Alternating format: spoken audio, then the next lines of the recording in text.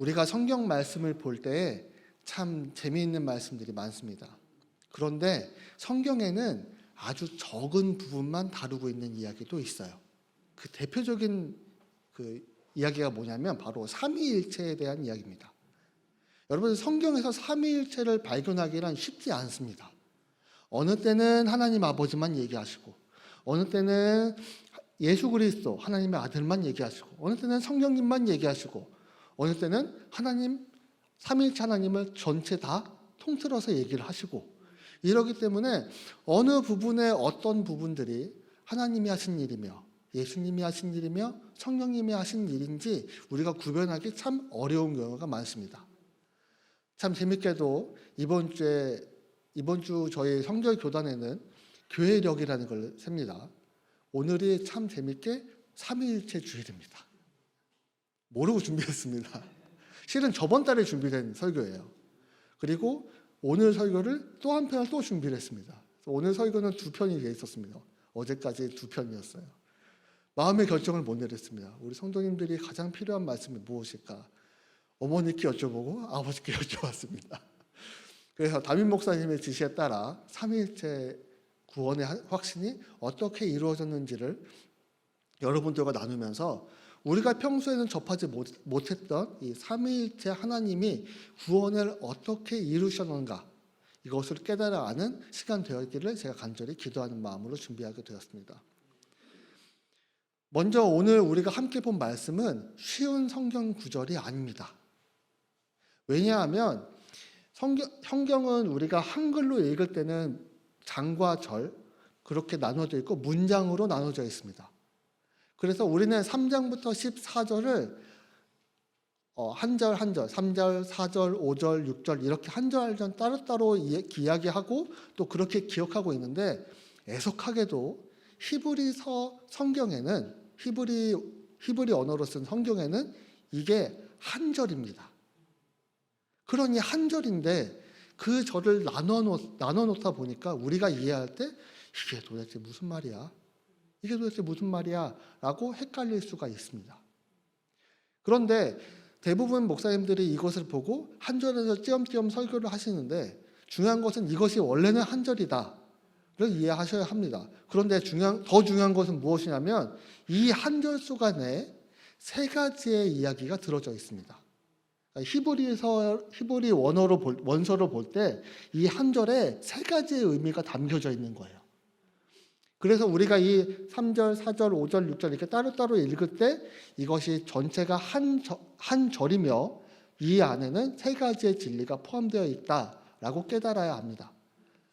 히브리서 원서를 볼 때는 이게 어려운 일이 아닐 수 있습니다. 하지만 저희들이 볼 때는 이것을 따로따로 잘라서 읽게 되는 실수를 범할 수도 있습니다. 아무래도 잘라서 읽게 되면 아버지가 방에 들어가시는 건데 아버지 가방에 들어가십니다. 이렇게 바뀌는 겁니다. 그래서 이 3절부터 14절까지는 원래는 한 문장이었다. 이것을 기억해 주시고 오늘 말씀을 시작하면 되겠습니다. 그런데 난해 구절, 이해하기 어려운 구절이다라고 얘기했지만 자세히 보면 아주 쉬운 구절이 될 수 있습니다. 왜냐하면 우리가 이렇게 알고 있어요. 찬송을 부를 때 우리는 후렴이라고 알고 있는 부분들이 있습니다. 한 절을 1절을 부르고 2절 부르기 전에 1절의 후렴 부분을 합니다. 1절 후렴, 2절 후렴, 3절 후렴, 이런 식으로 찬송가를 우리가 합니다. 그래서 이 후렴 구가 이 절에 들어가 있다는 거예요. 성경을 가지신 분들은 표시해 주시면 좋습니다. 먼저 에베소 1장 6절이 이렇게 나와 있습니다. 그 은혜의 영광을 찬송하게 하려는 것이라. 자, 12절에 그의 영광의 찬송이 되게 하려 하십니다. 그리고 14절에 그의 영광을 찬송하게 하려 하십니다. 비슷한 내용이죠. 우리가 한글로 번역해서 내용이 조금 이상해 보이지만 이 내용은 후렴구에 해당하는 같은 말씀으로 우리가 이해하면 됩니다. 다시 말해서 이 구원은 우리의 구원이 아니라 하나님께서 우리에게 구원을 베푸신 것이다. 이 말씀을 이야기하고 싶으신 것인데, 이 구원이라는 게 단순히 우리가 알아서 하나님께서 나를 죄에서 사해 주셨구나, 죄에서 생명으로 건져주셨구나. 이렇게만 알기에는 이 안에 담겨진 하나님의 아버지의 일, 예수 그리스도의 일, 성령님이 하신 일, 이것이 너무 분명하게 명확하게 드러나 있다는 사실입니다. 저도 이렇게 정리해서 말씀드리기 전까지는 이것에 대해서 구별하기 참 어렵다고 생각을 했습니다. 하나님 아버지와 예수 그리스도와 성령님, 이 부분을 어떻게 설명을 드려야 내가 누군가한테 설명을 할 때 이걸 어떻게 명확하게 설명을 할 것이냐, 이것을 설명하지 못하면 100% 이단 빠집니다. 이단이 빠집니다. 이 진리를 삼위일체 진리를 설명하지 못하기 때문에 지금까지도 2000년 전도 마찬가지고요. 지금까지도 수많은 이단들이 우리들을 미혹했습니다. 그래서 성도의 정체성을 가르칠 때 가장 중요한 것은 삼위일체 교리를 가르쳐주는 겁니다. 이 계획 자체가 우선 인간의 계획이 아님을 여러분이 아셔야 합니다.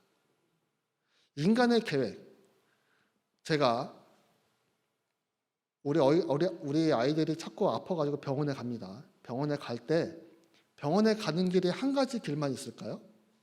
이쪽으로 갈 수도 있고 이쪽으로 갈 수도 있고 걸어갈 수도 있고 자전거 타고 갈 수도 있고, 어떠한 길이든지 아이들과 병원에 가는 목적만 있다면 수많은 길들로 갈 수 있습니다.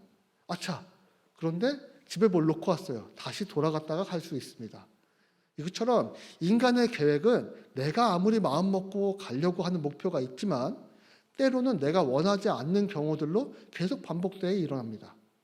그런데 인간은 이 계획을 책임질 수 있습니까? 없습니까? 어느 누구도 그 계획에 책임질 수 없습니다. 그런데 이 계획을, 이 구원이라는 계획을 바로 하나님 아버지께서 계획했다라고 우리가 이해하고 있습니다.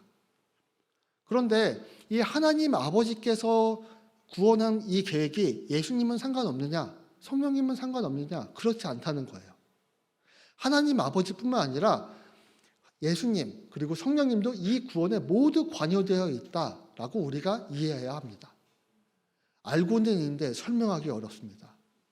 먼저 하나님 아버지께서 이 구원을 어떻게 우리에게 주셨는가? 구원에 어떻게 하나님 아버지께서 관여하셨는가? 3절에 이렇게 말합니다. 하늘에 속한 모든 신령한 복을 우리에게 주시되.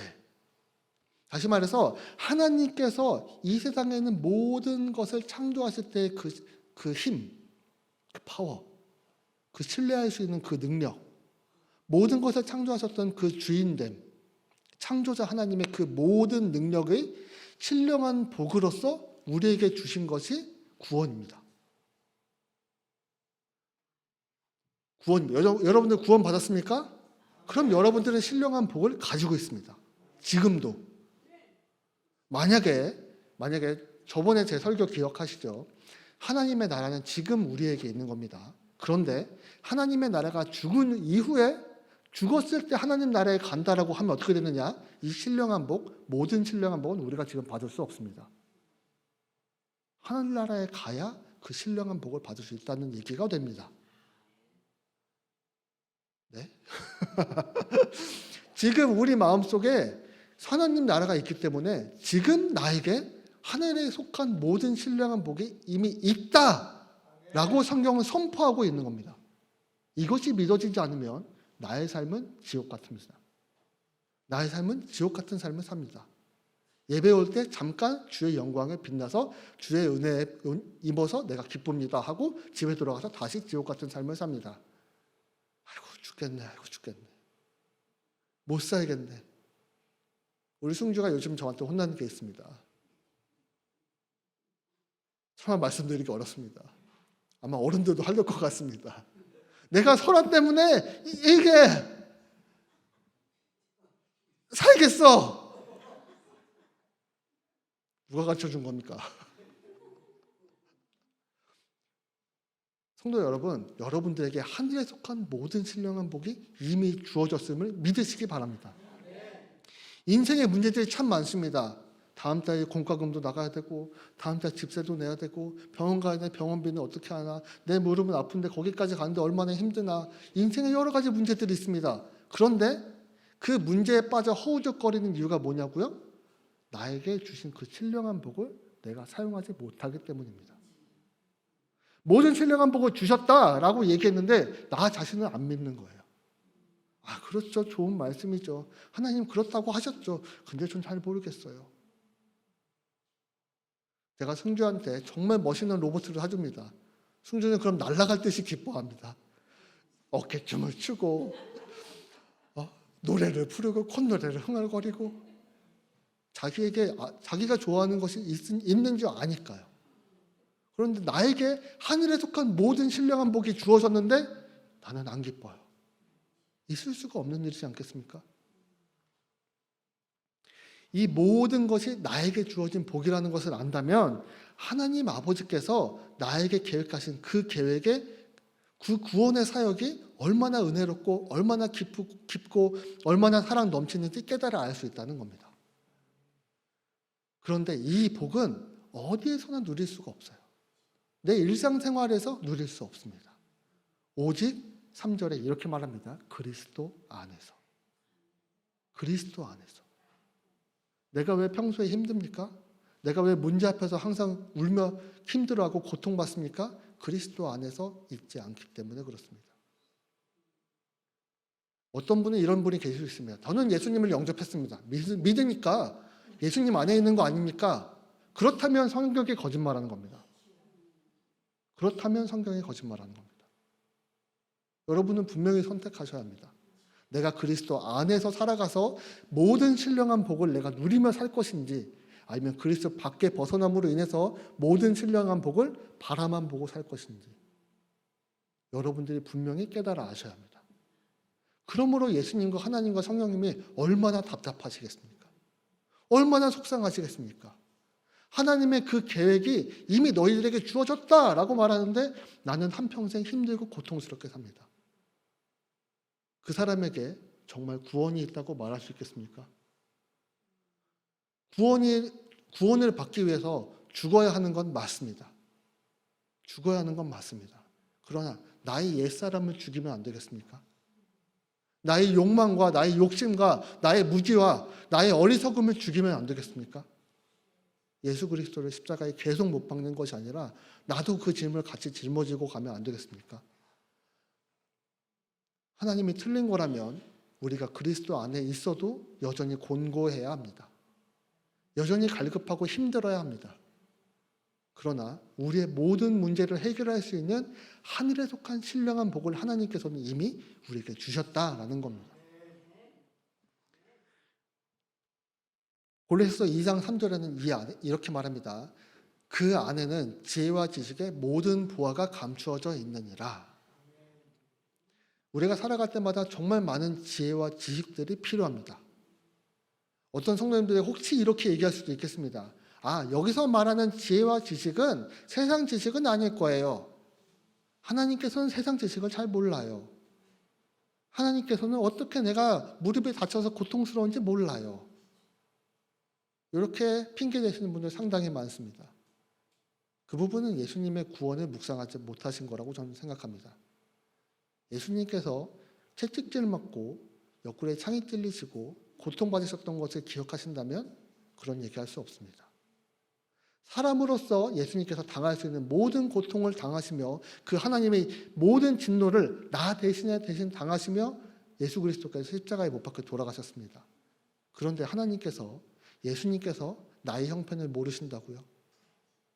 가난해 본 적이 없다고 얘기하시는데 전통적으로 예수님의 아버지 요한은 일찍 죽었을 거라고 생각을 합니다. 그래서 맏아들인 예수 그리스도가 그 가게를 책임지고 어머니를 보살피고 형제들을 보살폈어야 했어요. 아버지가 없는 그 서러움. 유대 사회는 더 심했습니다. 쟤는 애비도 없어. 성경에 분명히 이렇게 말합니다. 대부분 아버지의 아들이라고 얘기하는데 예수님에게는 저 마리아의 아들 예수 아니냐라고 얘기합니다. 그 나를 지탱해 주는 아버지가 없는 그 서러움, 내가 위로받아야 될 그 존재가 없는 그 힘듦, 어려움, 나에게 지금 부모가 없다는 그 아픔, 예수님도 이미 경험하고 알고 계십니다. 구원의 묵상을 한다면 하나님 안에 예수 그리스도 안에 하나님께서 주신 그 지혜와 지식을 우리가 안다면 결코 하나님께서는 아무것도 나에게 해주신 게 없다라고 말할 수 없는 겁니다. 시편 16장 11절에 이렇게 말합니다. 주의 앞에는 충만한 기쁨이 있고 주의 오른쪽에는 영원한 즐거움이 있나이다. 그리스도 안에는 그 하늘에 속한 모든 신령한 복을 나에게 주셨는데 그리스도 안에 우리가 거하게 된다는 건 곧 예수님을 믿는다는 얘기입니다. 그 얘기는 예수 그리스도의 십자가에 못 박힌 사람이 나입니다 라고 말하는 거예요. 예수님께서 채찍을 맞으실 때 면류관을 쓰시고 뒤에서 그 힘든 십자가를 지고 걸어갔을 때 마치 레위기에 나와 있는 그 제물을 난도질하여 죽이는 것처럼 최선을 다해 그 뼈까지 다 발라서 살을 다 발라서 죽였던 그 제물처럼 예수님께서 우리를 위해서 십자가에 못 박혀 돌아가셨는데 그것을 예수님께서는 어떻게 표현하시냐? 충만한 기쁨이다.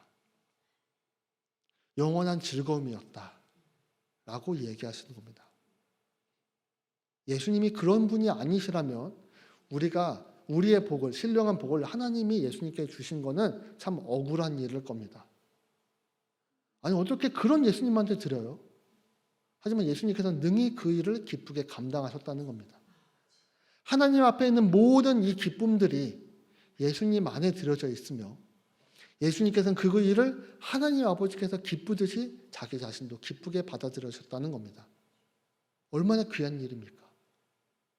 길거리에서 그냥 떨어지는 그곳에다가 하나님이 나에게 신령한 복을 주신 게 아니라 십자가라 교회에 붙어있는 저 십자가에다 그냥 넣어놓으신 것이 아니라 교회에 이렇게 두신 것이 아니라 아니 그냥 정현우 쟤 구원해와 천사 같은데 이렇게 시켜도 됐는데 예수 그리스도의 그 아름다운 성품에 이 신령한 복을 주셨다는 게 얼마나 큰 기쁨이고 감사함입니까?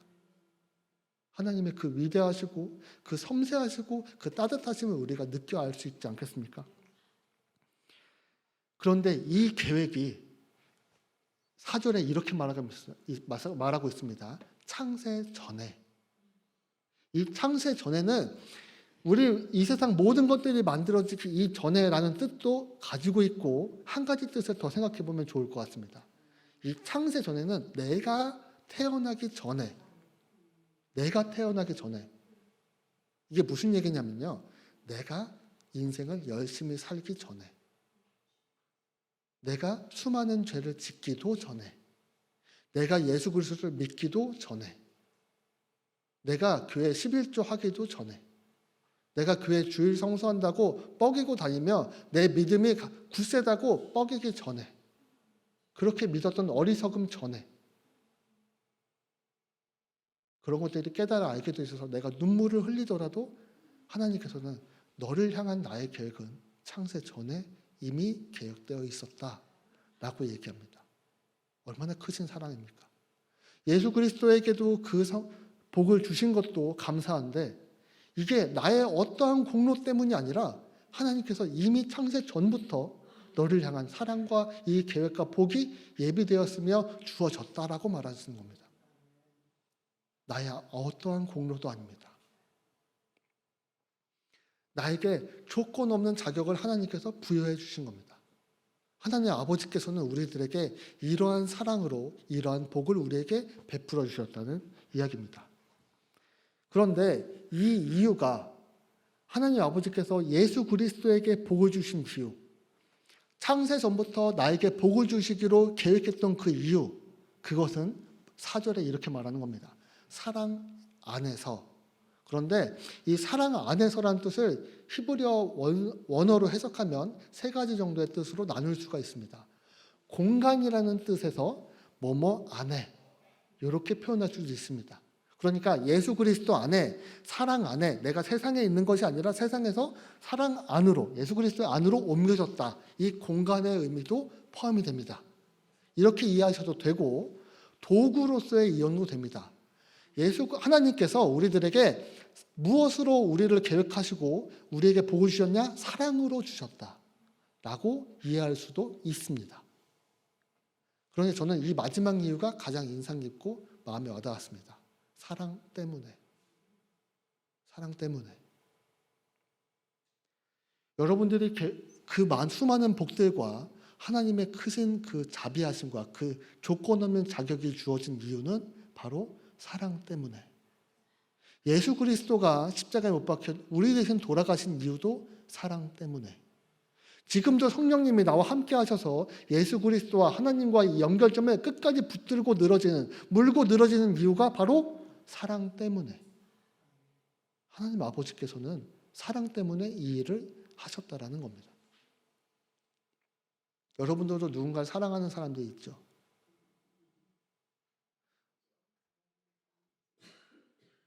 그런데 이런 생각들 하시는 분도 참 많습니다. 사람의 사랑과 사람과 사람이 사랑하는 이 사랑과 하나님과 나의 사랑은 다르다 라고 말하시는 분들이 굉장히 많습니다.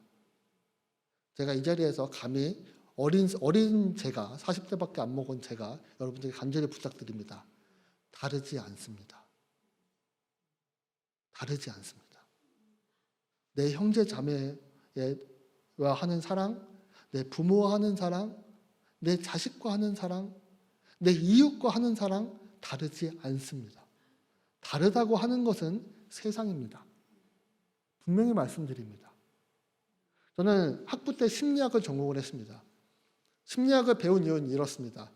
성도님들의 마음을 잘 이해해서 내가 교회에 충성하도록 만들어야지. 내 마음대로 성도님들을 이렇게 저렇게 해야지. 정말입니다. 교회 운영하는 목사의 입장에서, 리더자의 입장에서 성도님의 마음을 헤아려서 교회에 충성하게끔, 예수 그리스도에게 충성하게끔 만드는 게 얼마나 힘들고 고통스러운지 아십니까? 저는 그래서 이 방법을 세상의 방법으로 찾는 것이 옳다라고 생각을 했습니다. 심리학과 사회심리학, 이런 심리학들, 세상에서 정말 손으로 이렇게 따봉이라고 하는 이 모든 지혜들은 이렇게 얘기합니다. 사람마다 다 달라요. 결론이 그렇습니다. 그래서 수십 가지, 수백 가지, 수만 가지의 그런 방법들이 있는 겁니다. 그래서 여러분들에게 맞는 방법을 찾아 선택하세요라고 얘기하는 거예요. 이런 멍청한 대답이 어디 있습니까? 그런데 우리가 성경을 정말 진리라고 알고 있다면 성경에서 말씀하시는 걸 우리가 아니다라고 말하면 안 됩니다.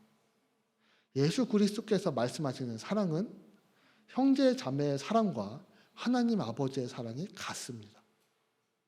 다르다라고 말하는 게 세상입니다. 분명히 기억하시기 바랍니다. 그 사랑이 하나님 아버지께서 사랑 때문에 우리를 사랑하셨듯이 제가 제 아이에게 사랑 때문에 수많은 것들을 해주는 것과 같은 사랑이라는 말입니다. 내가 내 아내에게 수많은 것들을 배려하고 양보하고 서로 이야기하는 것이 사랑 때문에 이루어지는 겁니다. 마치 내가 여호와 하나님께 사랑 때문에 은혜를 받은 것처럼, 내가 여호와 하나님을 사랑 때문에 사랑하는 것처럼 내 아내에게, 내 자녀에게, 내 형제자매에게, 이웃에게 사랑하는 겁니다. 이걸 포기하고 이걸 아니다라고 사니까 교회가 욕을 먹습니다. 세상에서 손가락질 당합니다. 야, 남들과 다 똑같이 살 거면 왜 그 입으로 하나님의 사랑을 이야기하냐라고 손가락질 당합니다.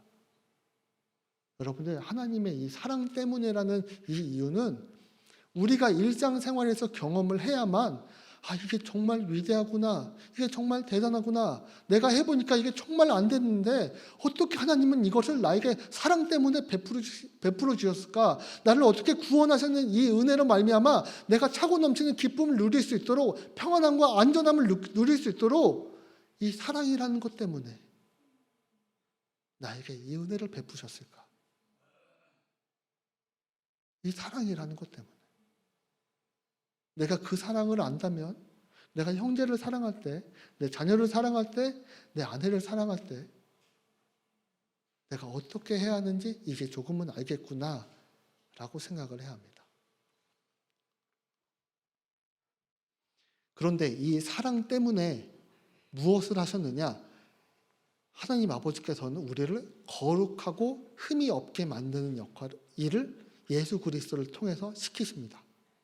하나님 아버지께서는 이 크신 능력으로 말미암아 우리를 거룩하게 만들어 주셨어요. 왜냐하면 레위기 제사를 보면 압니다. 제사장이 하나님을 만나러 갈 때 희년 때 말하는 거예요. 대속죄일 날 제사장이 이스라엘 족속 모두를 대표해서 하나님 아버지를 만나러 갈 때 제사장이 죄가 있으면 지성소에 들어갔을 때 제사장이 죽습니다. 또 한 가지 경우가 더 있습니다. 이스라엘 백성들이 한 해 동안 정말로 정말 형편없게 살았습니다. 그래서 하나님께서 이스라엘 백성들을 용서하고 싶지 않으십니다. 그럼 대제사장이 죽습니다. 대제사장의 몸에 흠이 있습니다. 조금의 죄가 있습니다. 그럼 하나님 앞에 나아가면 죽습니다. 그런데 하나님 앞에 가기 위해서 우리가 겪어야 하는 것이 무엇인지 생각하면 이 죽음이 두렵지 않습니다. 하나님께서 나를 거룩하게 하셨습니다. 흠이 없게 하셨습니다. 왜냐고요? 하나님 앞에 서야 하니까요. 하나님 앞에 두시기 위함이니까요. 내가 너와 얼굴을 맞대고 이 세상의 모든 은혜와 광채와 그 크신 사랑을 내가 너에게 쏟아부을 것인데 너가 다른 곳에서 돌아보지 않기를 바라시는 그 하나님의 그 크신 사랑이 나를 거룩하고 흠없게 만드셨다는 겁니다.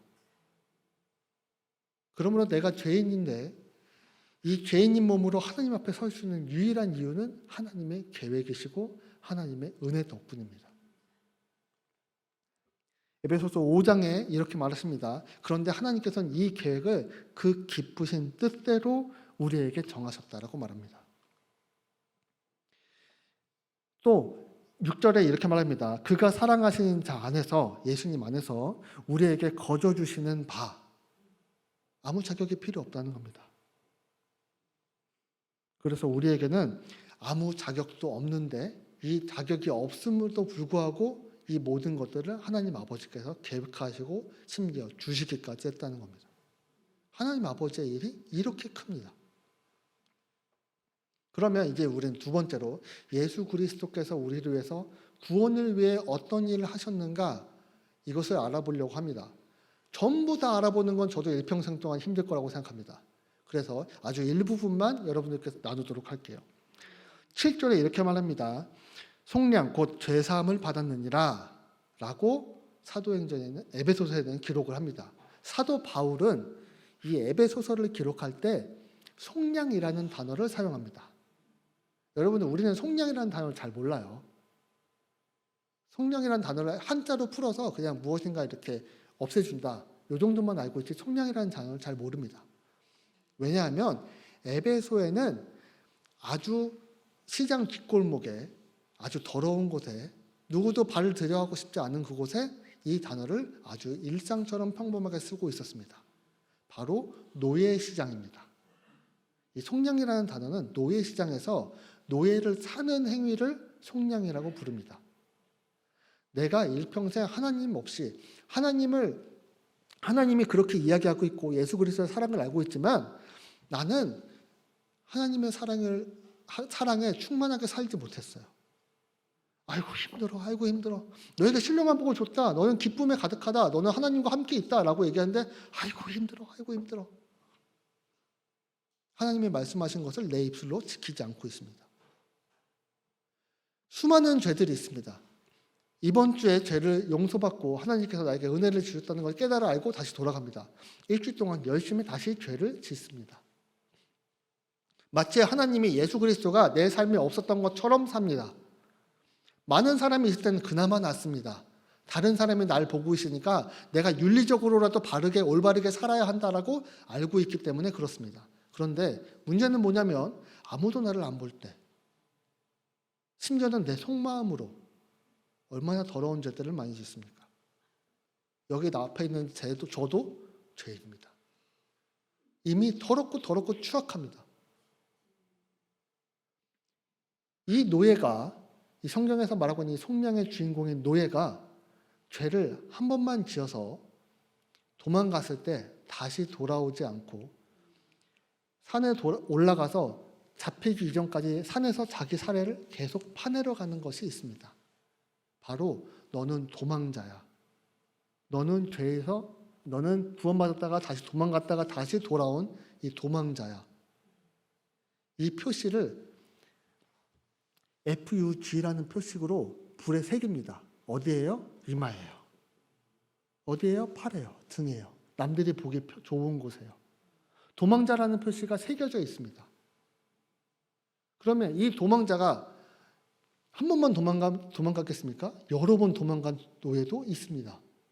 저는 일주일에 한 번씩은 꼭 죄 짓는 것 같습니다. 한 번 이상은 죄 짓는 것 같습니다.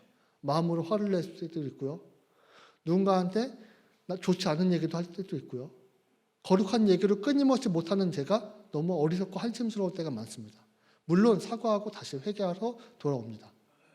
그러나 그 수많은 죄들을 반복해서 짓고 있는 나를 볼 때마다 내가 도망자구나라는 것을 깨달아 알 수 있습니다.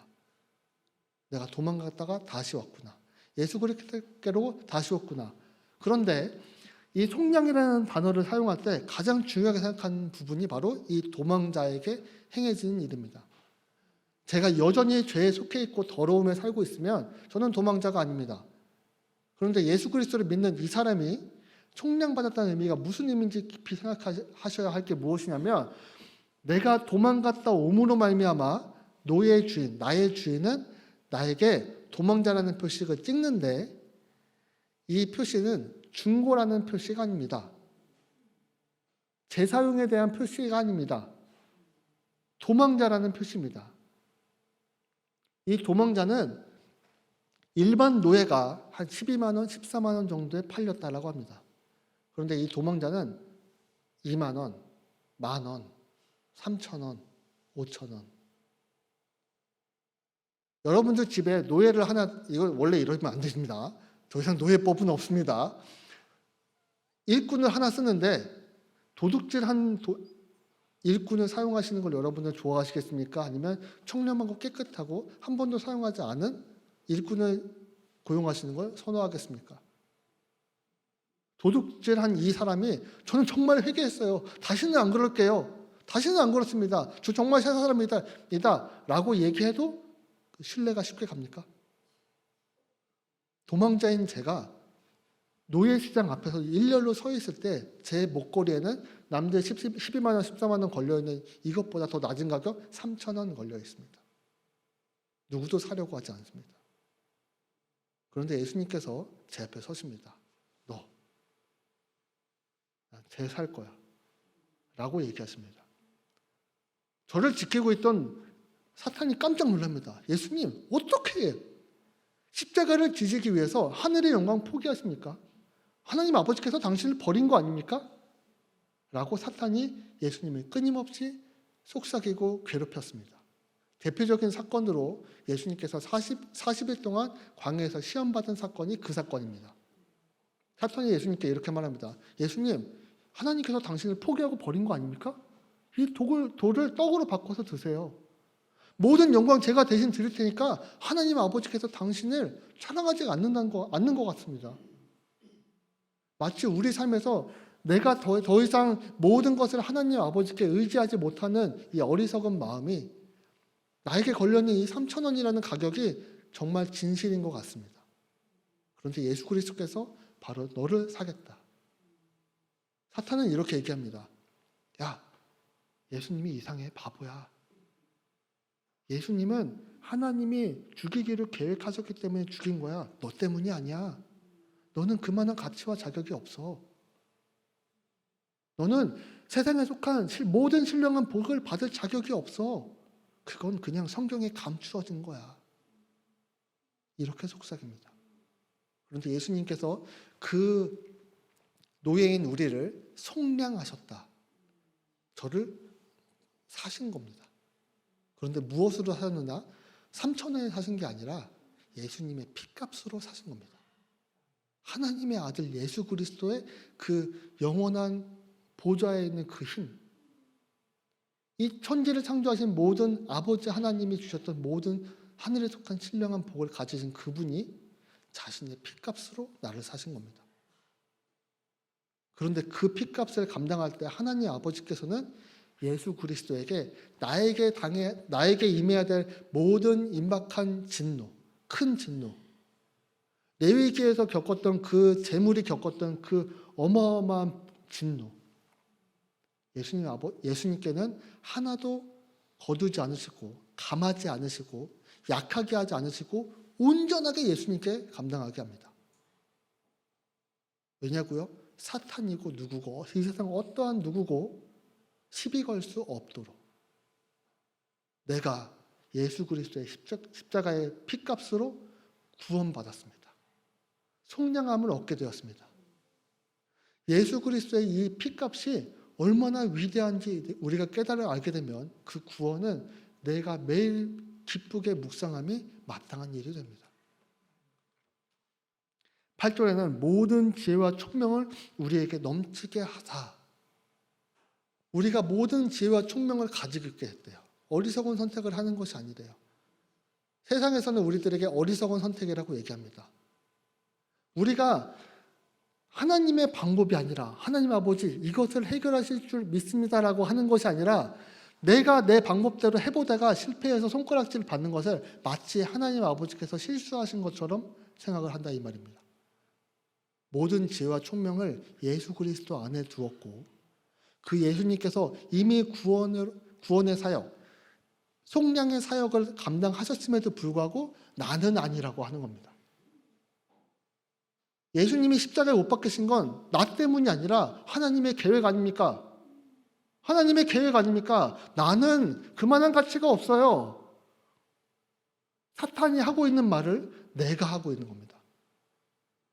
내가 어떻게 평일날 하나님께서 주시는 그 은혜의 감동과 기쁨을 누립니까? 내가 어떻게 그렇게 합니까? 내가 어떻게 천국의 기쁨을 누리며 삽니까? 예수 그리스도가 이미 구원의 그 속량을 감당하셨음에도 불구하고 내가 지금 그렇게 얘기하고 있는 겁니다. 마치 사탄이 나에게 얘기했던 것처럼 그걸 믿고 앉아 있습니다. 예수 그리스도께서도 분명히 구원의 사역을 감당하셨습니다. 그런데 이것이 우리가 하늘나라에 갔던 하늘나라에 있는 우리, 하늘나라에 있는 나 자신이 통일되게 하려 하시는 것이 하나님의 목적입니다. 죽어서 천국 딱 가는데 전혀 새로운 차원이에요. 전혀 새로운 거예요가 아니라 내가 지금 알고 있는 하나님의 나라가 천국에 가보니까 이게 진짜였네. 이 은혜가 진짜였네. 이 기쁨이, 이 사랑이, 이 평안과 안정함이, 이 평강이 진짜였네. 이걸 깨달아 알게 할 수 있는 지혜와 지식을 주신다는 겁니다.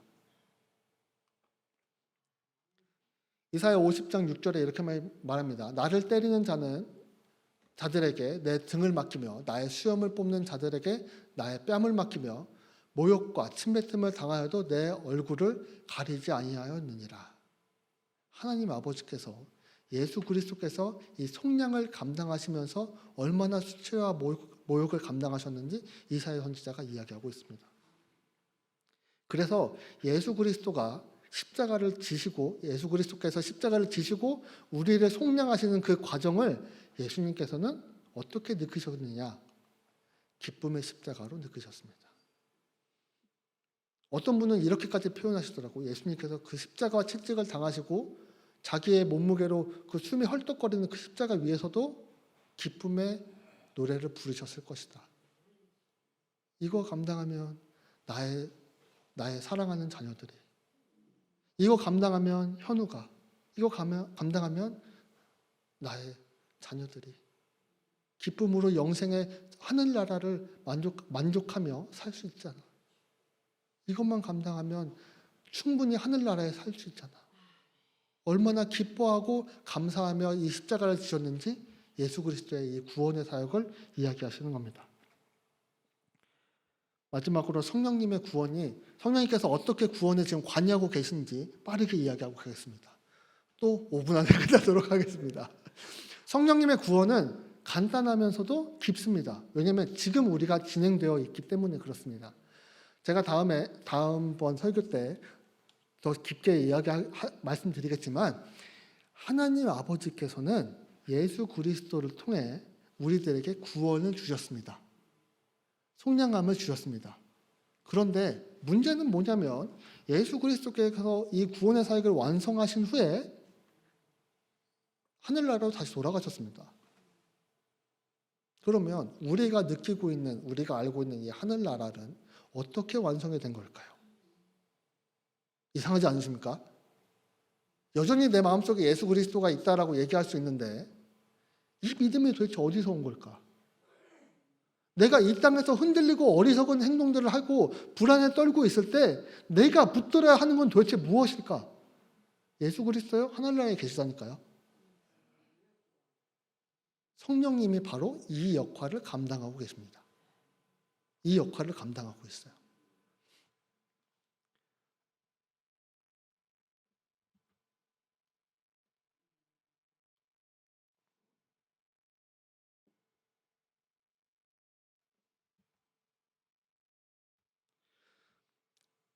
구원의 복음을 먼저 하나님께서는 이렇게 말씀하고 계십니다. 에베소서 1장 13절에 구원의 복음을 듣고 그 안에서 또한 믿어 약속의 성령으로 인치심을 받았으니 라고 말씀을 하십니다. 다시 말해서 성령님이 이 하시는 일이 무엇이냐면 나에게 구원의 복음을 듣게 하신 분이 성령님이십니다.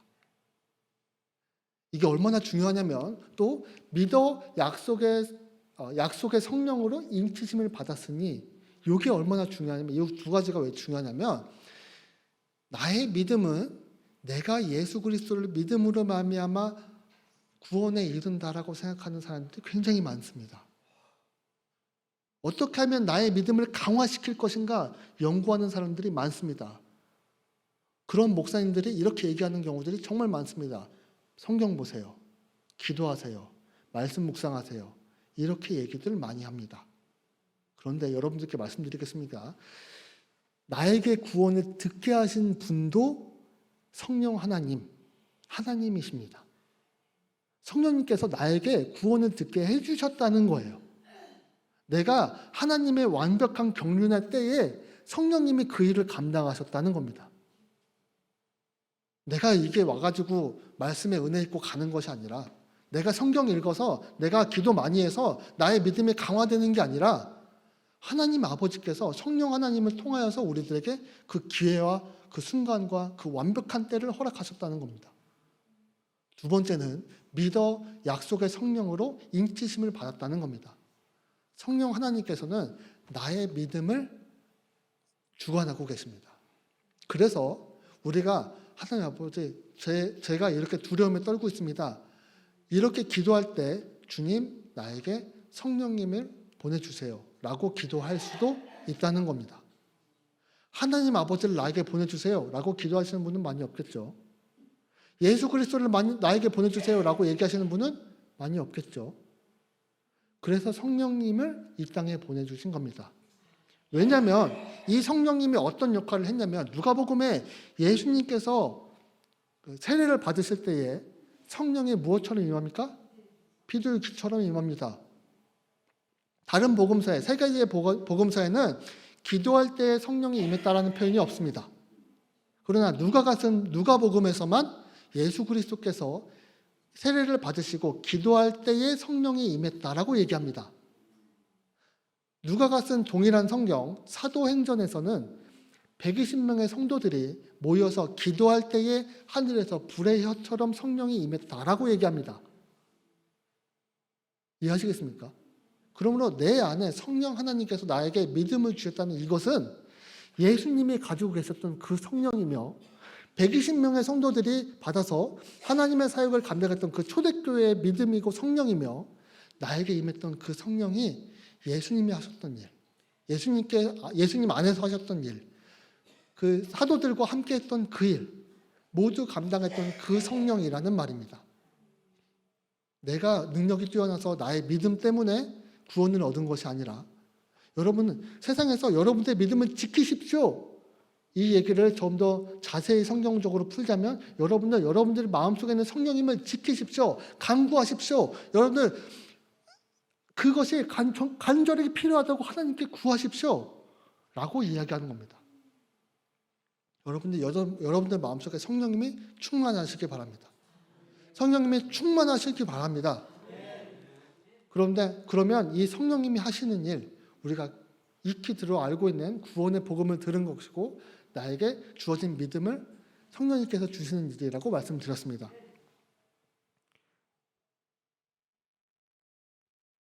그런데 마지막으로 요거 하나만 하겠습니다.